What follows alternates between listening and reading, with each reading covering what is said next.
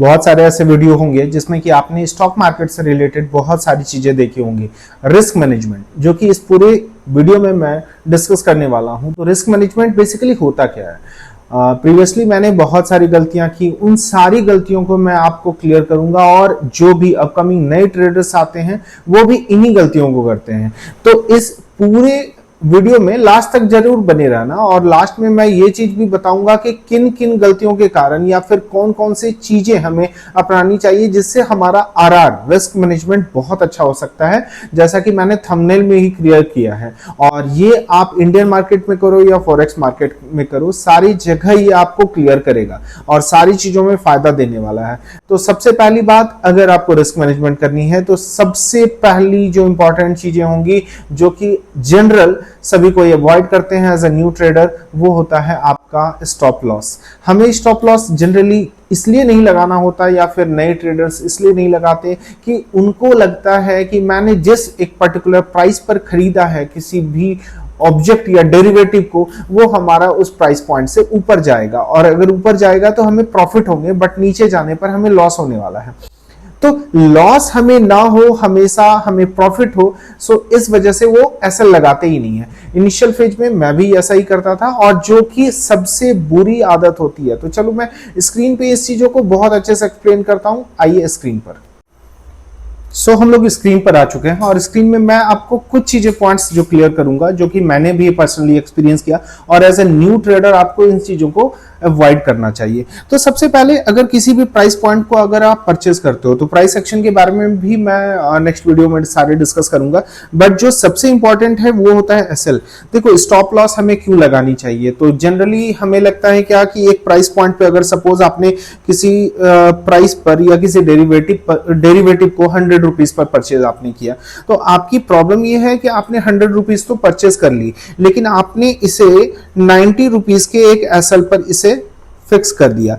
So simple सी भाषा में मैं कह सकता हूं कि यदि 90 रुपीज से आपके नीचे प्राइस आने लगेंगी तो आपका जो सौदा है वो खुद ब खुद कट जाएगा। लेकिन हमारी जो टीपी होनी चाहिए, या फिर जिसको टारगेट कहते हैं, वो हमारी 1:2 या 1:3 के रेशियो में अगर मैं करता हूं, सो मैं इसे अगर 120 अगर मैंने टारगेट रखा, जो कि एक फिक्स नहीं होती, इसे आप ऐसे होल नंबर में मत समझो।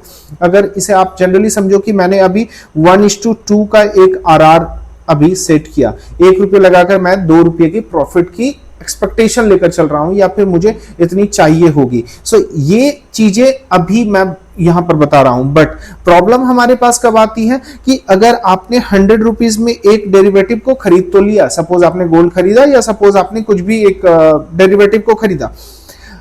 जनरल क्या करते हैं, आपने एक लॉट खरीदा, 0.01 का लॉट खरीदा। मैं नेक्स्ट वीडियो में लॉट साइज को भी डिफाइन करूंगा कि XAUUSD के लॉट्स कितने डिफरेंट होते हैं, बहुत सारे वीडियोस में कमेंट आते हैं। सो अगर मैंने इसे एक लॉट खरीदा और 0.01 के लॉट्स को खरीदा, और मेरी जो टीपी है, मेरी टारगेट जो है वो 120 की है सपोज, क्योंकि अभी ये तो प्राइस है नहीं, और प्राइस हमारी जो चल रही है उसके अकॉर्डिंग 120 का मैंने टीपी हिट लगा दिया है। लेकिन प्रॉब्लम ये हो जाती है कि अगर मेरे ये सपोर्ट में चली जाती है, तो सपोर्ट में चली जाती है तो हमें प्रॉफिट होगा, जो कि एक बहुत अच्छी बात है।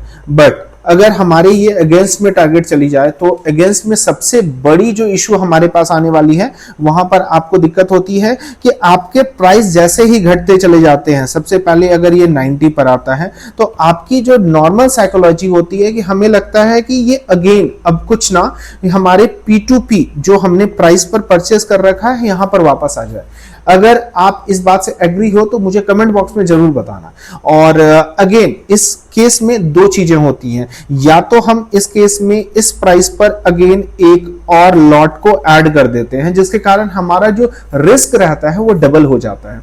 और अब आपकी सबसे बड़ी इश्यूज क्या हो जा रही हैं कि अगर आपकी प्राइस अगेन 95 को क्रॉस कर जाती है तो आप P2P पर निकल जाओगे, लेकिन जैसे ही अगर फिर से वो वापस 90 से नीचे जाने लगे तो आपकी लॉस डबल, दोगुने से आपको लॉस बढ़ने लगेगा, जो कि सबसे बुरी चीजें होती हैं। और अगेन हम लोग लूजिंग स्ट्रिक में लूजिंग स्ट्रीक में हमेशा एवरेजिंग करते हैं, जो कि सबसे गलत बात होती है। तो इस वीडियो का मेरा मकसद सिर्फ और सिर्फ ये चीजें आपको अवेयर कराना है कि कभी भी आप एज अ बिगिनर ट्रेडर या फिर कोई भी एक छोटे से लॉट से भी अगर ट्रेड करते हो तो आपको एसएल जरूर लेनी है। तो आज के वीडियो में बस इतना ही। नेक्स्ट वीडियो में मैं आपको डिफरेंट कॉन्सेप्ट लेकर आऊंगा। अगर आपको मेरी वीडियो अच्छी लगी तो जरूर से हमारे चैनल को सब्सक्राइब करिएगा, लाइक करिएगा। Thank you.